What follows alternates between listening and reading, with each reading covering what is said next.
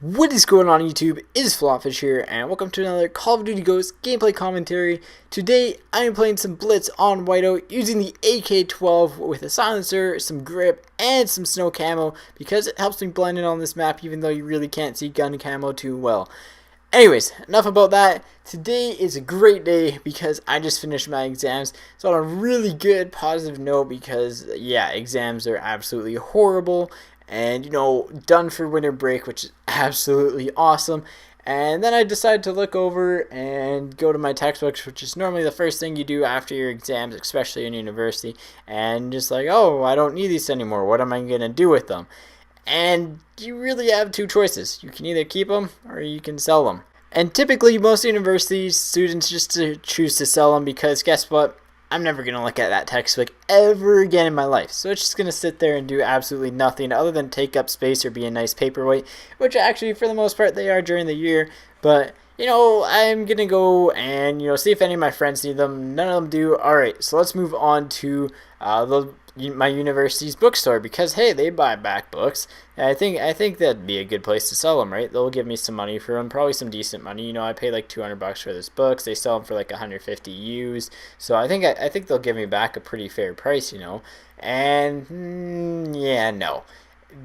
University bookstores buyback programs make EB Games and their trade-in programs, Gamestop and their trade-in programs look like saints and a savior. That is how bad it is.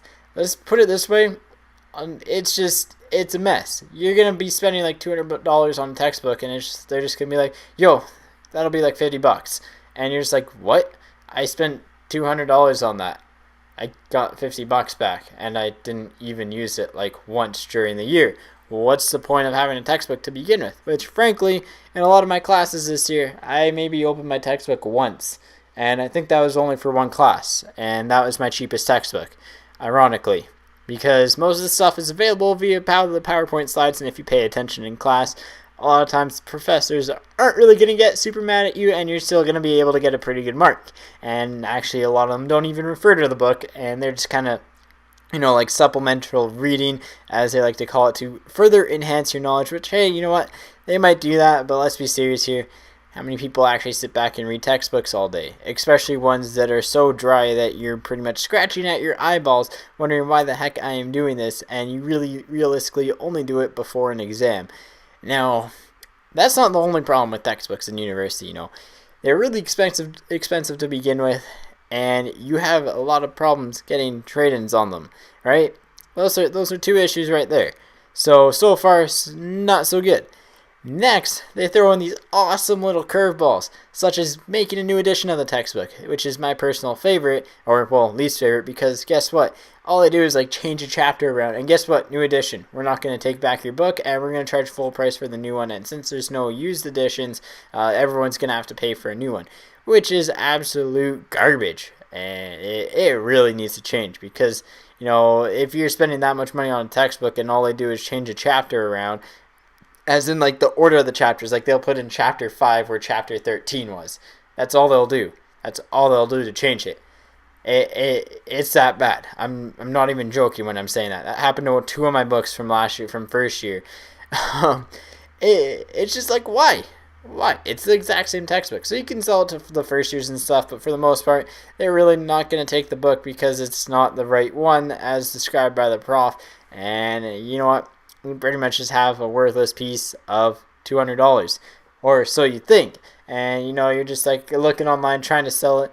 Well, at this point, if it's a used edition, your best bet is probably to use it for either A, recycling, B, wrapping presents in it, or C, to start a fire with it, because those are your probably most realistic options.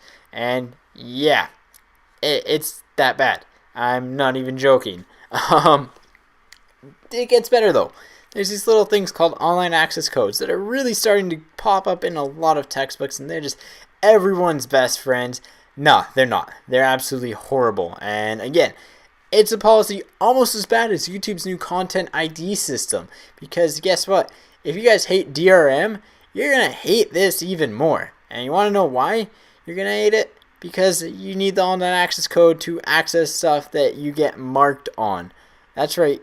you have to pay for that to get marks. Normally don't have a problem with it, but it normally is a pretty steep price, and normally the software is absolutely horrible and you would never want to use it in your life ever again.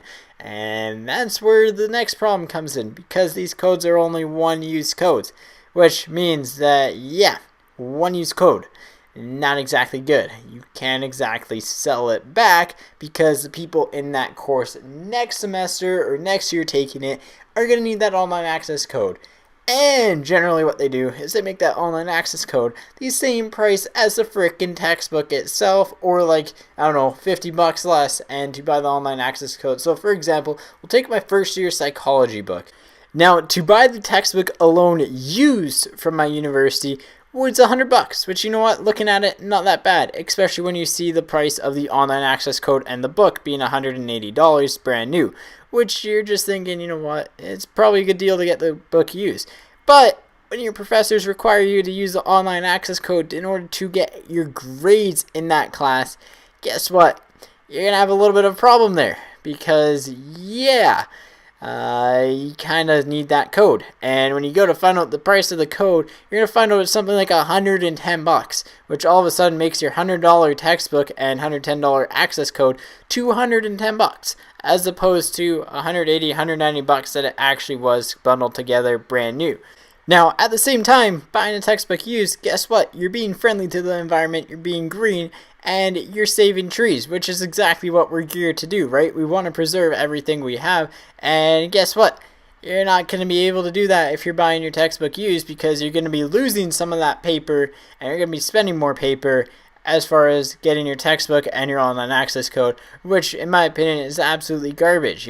Make the online access code and the used book a little bit cheaper. Give people incentives to do it. But no, these people are more money hungry than some of the biggest corporations out there. And it's just, it is frustrating. So that leads me to the textbooks I have. And there's a textbook I bought brand new for $100, no online access code thankfully, that guess what? We used a whopping amount in class and outside of lectures. In fact, we had to open that textbook 0 times to do anything in that class.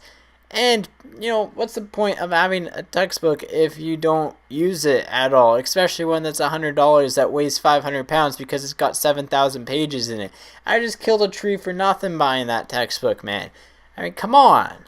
It's also, you go to your university trade and you're just like, alright, maybe I can trade in for a decent deal. Trades in for $13. Oh my goodness, do we ever have an amazing deal right there. That's right, this textbook you bought for $100, that's a brand new edition, now trades in for $13. Yeah, you're going to be crying in a ball in the corner at that amount of money you just lost. And it gets even better when they're changing the class up next year, so that won't be the textbook for next year. Awesome stuff, right? Yeah, no, it's horrible. And what I do with the textbook like that is I either try to sell it to someone next year or do something even better with it. Here's how I will use this textbook. I will use it either as a very good paperweight, because let's face it, it weighs 500,000 pounds. Even though it might break my desk or crack it, it's still going to hold paper down so it doesn't blow away in the wind. And I have this little odd gust of wind coming in through my room, so it really helps keep everything flat on the desk. B, it's going to be pretty good if there's a zombie apocalypse, because not only can you throw it at zombies and take their heads off, you can also use it as a shield. You can use it as a source for creating fire, which is actually a pretty good use for textbooks. Guess what? They can help you light that fire pretty quickly. And that's going to be pretty key in survival. So you know what? It might have its use if something like that happens. And I guess the other thing you could use it as is like maybe a weight system, because they weigh, again, a crap ton amount. And it's honestly ridiculous because 99% of them are fluff, which is hilarious.